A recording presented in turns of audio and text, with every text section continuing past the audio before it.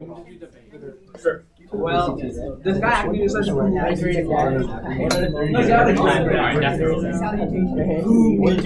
Only the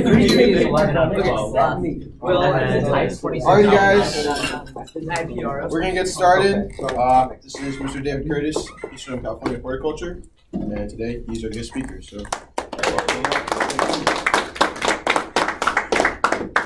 Thanks, guys. So I'm David Curtis. I work at California Horticulture, and I'm a landscape architect. And I graduated from Bellarmine in 1990, and I went to the University of Oregon after that.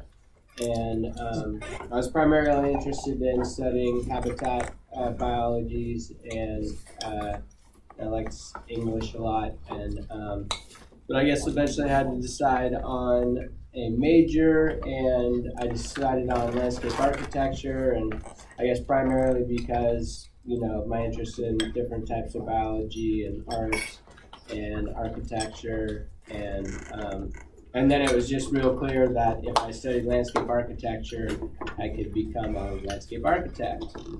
So some of the topics, or the topic, I guess, that I was asked to talk about is preparing for an internship. And I guess my junior year in college, during the summer, I worked for the Department of Transportation and the Oregon Department of Transportation, and I was the visual resource coordinator for the Oregon Coast Highway. And that pretty much entailed, driving the Oregon Coast Highway and then noting along the way, at vistas if there were trees blocking views, and there's a really nice system of bridges if, there was any repairs to do to the bridges or any repairs along the highway, that affected the visual aspect of the Oregon Coast Highway corridor. And I guess I like to surf, so that was a real good job because I got to, go out a couple times a week and travel the coast and then come back to Salem and report anything to a maintenance team that then went out and did repairs. And then after college, I started working in Portland, Oregon, and that was as a landscape architect. So we were bidding on jobs, say public parks and mostly parks, and designing and seeing through the construction of parks. So, sports fields and playgrounds and walking paths and things like that. And then I guess also, during college, I also worked at the present firm I work at now, doing construction, and so I guess in landscape architecture you just do design, but then you also have to build the stuff that you design. So as an internship, I was working as a laborer in the field, and typically if you're doing that at your guys' age, you're digging a lot of trenches and holes and things like that. So you want to work out all summer, swinging, digging holes. Working as a laborer is an opportunity. Also, I guess as an internship possibility, we do all of our drawings in AutoCAD. Does anyone work in AutoCAD? No? Does anyone know what AutoCAD is? Yeah. So I think anything from designing tiny little parts to huge landscapes, you can design in AutoCAD. Everything's to scale and real precise, and so we draw all our plans and our sections, elevations, construction details in AutoCAD, and something that would be helpful for us if anyone was interested in working in a design firm is possibly someone who could do AutoCAD or do programs like SketchUp. Has anyone worked in SketchUp, 3D program? So taking our plans, a lot of times there's outdoor structures, trellises, there's pools and fountains and all kinds of things, and taking our plans and then putting it into a 3D program and making a 3D model and that when you're reviewing with a client, just makes it easier for them to see what you're actually doing, because clients can't always read plans, and so that just makes it easier. I guess in other programs that might be of interest would be Photoshop, just to enhance photos of our site photos, or Illustrator to come up with presentation boards. Say, on the construction drawing, we might have 3 different types of stone that we're using in the landscape, and all different types of materials, and so coming up with presentation boards that would have the plan and then point out all of the materials, or on our planting plans, having the planting plan and having images of the different types of plants, so a client could go through and look at all of the presentation boards and see what kind of materials and plants and everything we're going to be on there. And then for bidding, we pretty much just do area takeoffs, which we can do in AutoCAD, and then we put in an Excel spreadsheet, which we have unit numbers, so we can cost out how much a landscape is going to cost to build. So I guess the important programs that we might use are AutoCAD, Photoshop, Illustrator, LandFX, SketchUp, and Excel. Are all programs that we use. I guess one of the questions was best ways to contact a potential employer if you're looking for an internship this summer. And I think so. I worked in Portland, and then I moved to Southern California, and I worked at an engineering firm called RBF Consulting. And then from there, I worked in Santa Barbara for George Gervin Associates, and we were designing resorts in the Caribbean and Mexico. And then when the economy turned down, I moved to Australia, and I worked for a firm there called Cardno.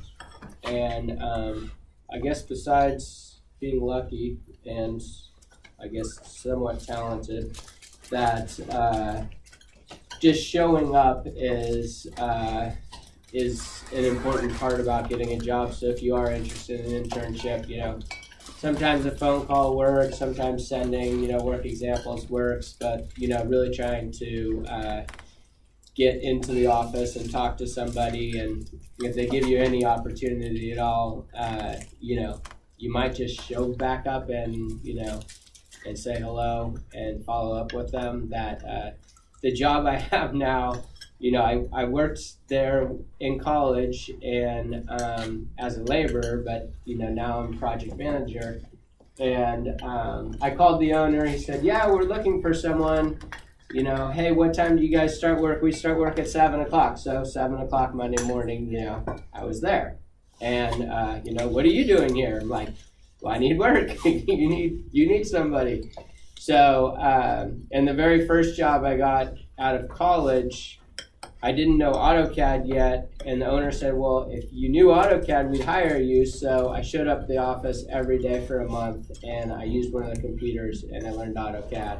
And after a month, the guy gave me a job. So, suiting up, showing that you're interested is really important. And as long as you're not harassing somebody, I think they'll like to see somebody who, when guys come to our office and they're looking for labor positions, I say, "Okay, just come tomorrow morning at 7. And, you can talk to us then." And typically the guys who show back up at 7:00 in the morning, they might have to come back a few times, but typically those are the guys that, get the job. And making phone calls, sending out your resume or emailing, but also just showing up and really showing people that you're interested in, and, keep coming back until they give you something to do. Like if you show up at my office and you know how to do AutoCAD, I'm certainly going to give you something to do, or Photoshop, or 3D modeling, or whatever. So there's, people, they might not follow up with you right away, but if you show you're interested, then they will. Industry-specific career advice. Yeah, if you're looking to make a ton of money, don't become a landscape architect. That's my career advice there. But if it's something that you're interested in, then I think you should always probably do what you're really interested in. And that way you have a reason to get up every day and go to work. Otherwise, you're in high school for 4 years and you're working for the rest of your life after college, so you might as well like what you're doing. I guess, does anyone have any questions, or does anyone want to talk about what they are interested in doing or what kind of internships you are looking for? Is anyone looking for an internship? How about you? I'm only a freshman. You're only a freshman? Not yet. You should be running a company by now. You know this much right now. Yeah. So I had a question. How did you end up in Australia, and how did you end up with that the job you got in Australia? Well, I applied for. What happened? I lost my job at the beginning of 2008 when the economy turned down. We were designing resorts, and that business just pretty much tanked. And by the end of 2008, our firm had gone from like 28 people down to 3 people. And I was kind of lucky because I got laid off at the beginning of 2008. It was kind of ahead of the curve. And a girlfriend took me out to dinner for my birthday, and she was telling me about the Gold Coast of Australia, and sounded cool to me. I knew that there was good surf there, and so I looked up Australian Institute of Landscape Architecture, and there was a job on the Gold Coast, and I applied for it. And they called me, and I had a telephone interview, and I got the job. But I guess what's important if you're trying to move to Australia, you need to be on the skilled migrants list, and landscape architecture is on the skilled migrants list, and therefore, a company can sponsor you and hire you, and you get a 457 work visa, which is a 4-year work visa. And as long as you're on that list, you can find a reputable company that can sponsor you, then you can get a 457 work visa and stay there. And they're extremely strict there about immigration and their rules. So when I did, my contract was up after 4 years. You either find another job or you have to leave right away. So that's how I got back here, is I couldn't find another job. So I came back. But it was a good time, and I highly recommend going to Australia if you have the opportunity. Yeah. So, could you maybe elaborate a little bit on what a landscape architect actually does in construction? Yeah. Okay. Why don't I use an example? That this is the Viceroy here. That Viceroy is a chain of hotel developments run by this guy Brad Corazon and his wife Kelly Wursler, and so that was a raw piece of land. Brad and Kelly were developing it, as a Viceroy resort, and they hired the whole design team all at once. So there was landscape architects, civil engineer, structural engineer, and interior designer. And as the landscape architect, we found out all the information from the architects. Say they were going to build 35 villas, and they were going to have a hotel and these condos. And we got just the footprints of those, and it was our job to do the master plan, which are those, in laying out where all the villas would go, where the hotel would go, where the condos would go, to put the roads in, the paths, eventually the pools, the fountains, everything, and do a complete master plan of the site. And then hand it back over to the different disciplines so that the architects would design the buildings, the civil engineers would actually design the roads for how to build them, the structural engineers would design the walls, and then the interiors obviously did the interiors, and we do the finishes of, this is how you build the wall, but the finish is, travertine, stone, veneer, and, this is how we're gonna finish all the paving. And so in that project, we went from the master planning of where everything would go all the way to doing the planting plan, the lighting plan, the irrigation plan, and the construction details and finishes for everything in the landscape. Currently, I do residential design and development. So we go out and meet with a client and bring that one. Say for these villas in Mexico, you go meet with the client, they say, we're looking for a pool and a cabana and an outdoor kitchen, and we want a sports court and a bocce ball court and this, that, the other thing. And so we write them a design contract that lays out, this is what's going to do the cost to do the conceptual design, the final design, and the construction drawings for your project.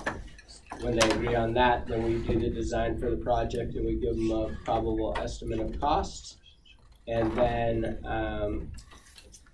then that tells how much it's going to build the project. And then if they go for how much it's going to cost to build the project, we arrange the subcontractors. So we'll do all the landscape stuff, but we might need a mason and a carpenter and a pool contractor, and we put all of that together in a construction contract, and then we manage the construction of a project.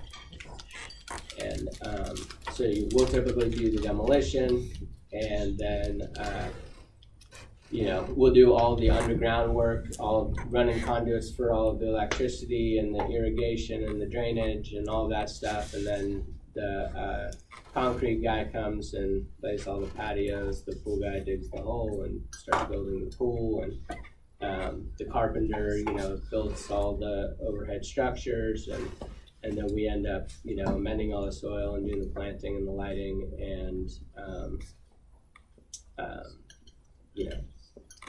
that's that type of work.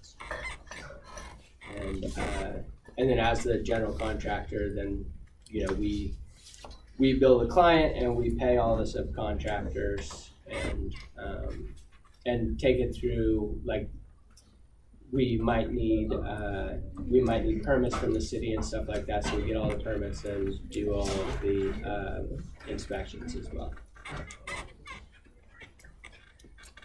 Yeah. So obviously you're collaborating with a lot of different people, so when you're working on a project like that, what's really important as far as communication? When you're working with other people, what do you look for to have a successful project? That's a good question. That it does take a lot of collaboration, and I guess keeping on top of, say, the Viceroy project where we're primarily doing design. The collaboration there was we were in charge of the landscape base, so everyone's information, say the architect, civil, structural, everyone, all their drawings had the same name the entire time, so that weekly everyone uploaded their information to a program called Buzzsaw, and then you're able to download it. And we managed the base so that everyone's information would fall onto the base where it was supposed to be. So that was a whole lot of management of different consultants, and I didn't answer your question super well, and then now with the construction we're doing, it is important to just know the sequence of events, so that we know, okay, now we've got all the underground stuff done, we can actually start on, we can start on the patios, or we need to start on the pool, and then after the pool we can start on the patios, and the sequence of events, so that we don't do something and then have to take it out in order to do something else. So I guess it's important to know the sequence of events of construction, and then just managing everyone's schedule to so that everything happens in the right order. And then there's lots of just making phone calls, keeping on top of people because they get busy with other jobs and then they leave your job. And yeah, I don't know if I answered your question super well, but that's a good question and it does take a lot of coordination. You have a question.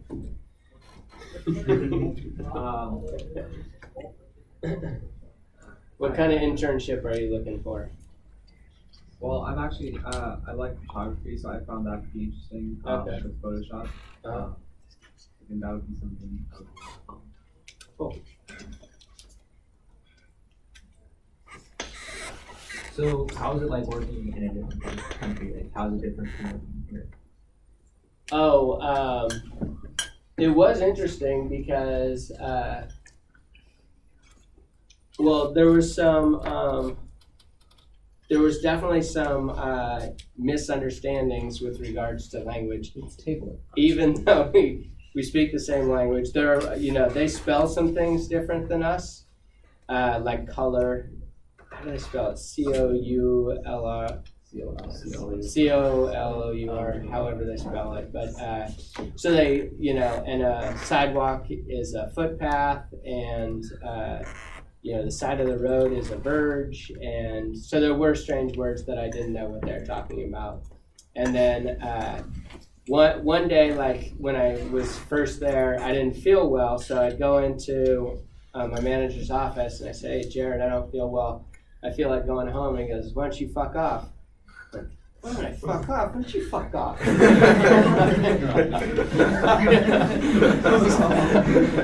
So I walk out all pissed off, like, "What a jerk, man, he tells me to fuck off." And, and I leave and I go home the next day. I come back and say, "Oh, mate, what was wrong with you yesterday? You look all upset." I was like, "You told me to fuck off." I just meant go home. I'm like, "Oh, okay."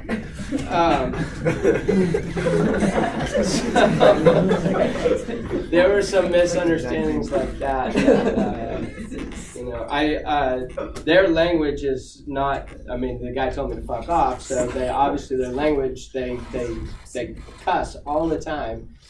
And so one day I said something was bitchin' in a meeting, and man, the women in the meeting just lost their minds. They just thought that was the worst thing ever. I was like, what are you guys talking about? Bitchin's a good word. They didn't think so. So there were those just misunderstandings that ended up, I did the same. I said things that made them mad that they didn't understand what I was talking about. They said things that I didn't understand, and then more or less, the pay in Australia is really good.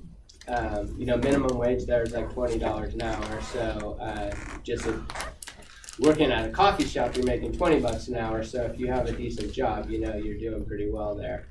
And so that was fun. And then, I found that if you started work at 7, you got off at 4. If you started at 8, you got off at 5. And everyone was real serious about working while they were at work. And then, when they got off work, it was your own time. And so I didn't see people working, 60-hour or 80-hour weeks. People seem to work 40 hours a week and have a good, life-work balance. And everyone works really hard, and I think their school system and the university system is really good.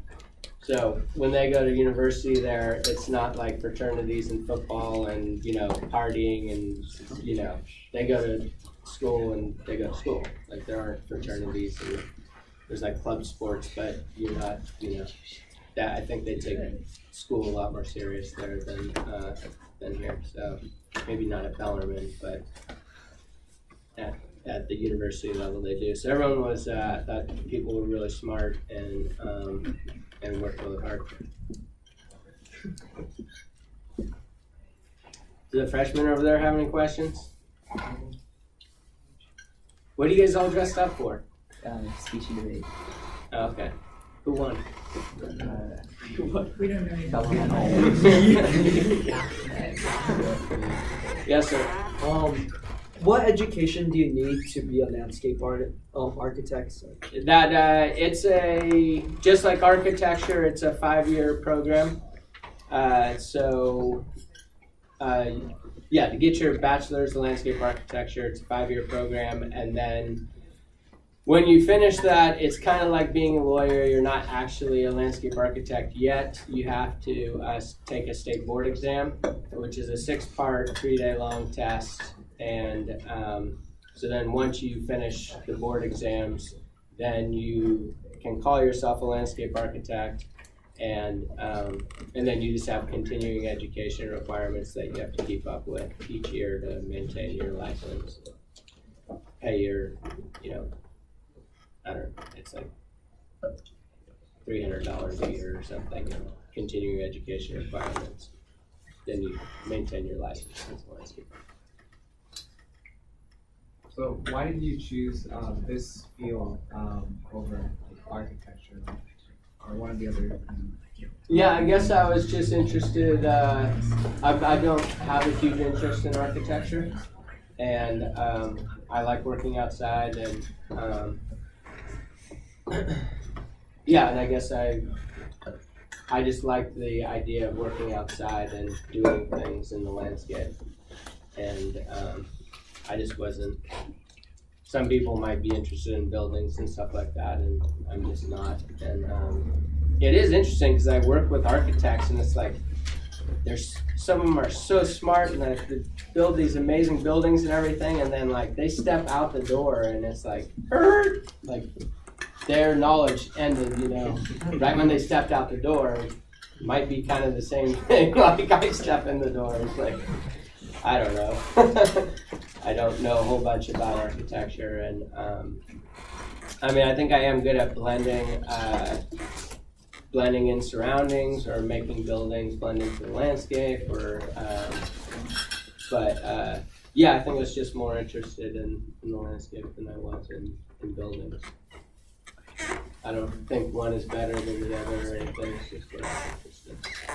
Are you ever contracted by the government to do any jobs, or is it all private? Only to kill people. Australia makes sense.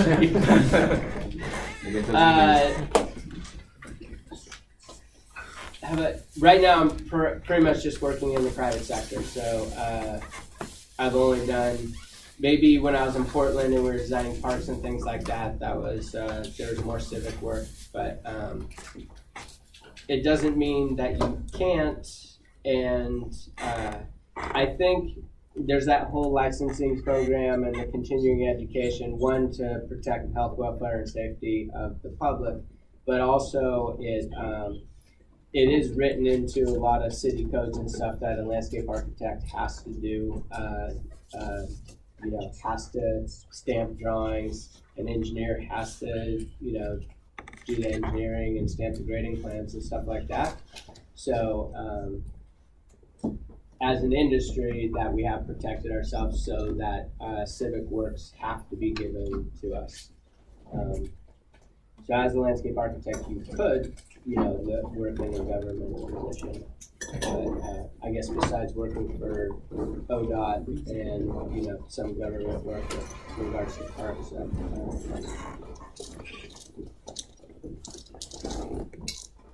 Alright, I think we're about out of time. cool. But, thank you all for coming. Thank you guys. Thank you.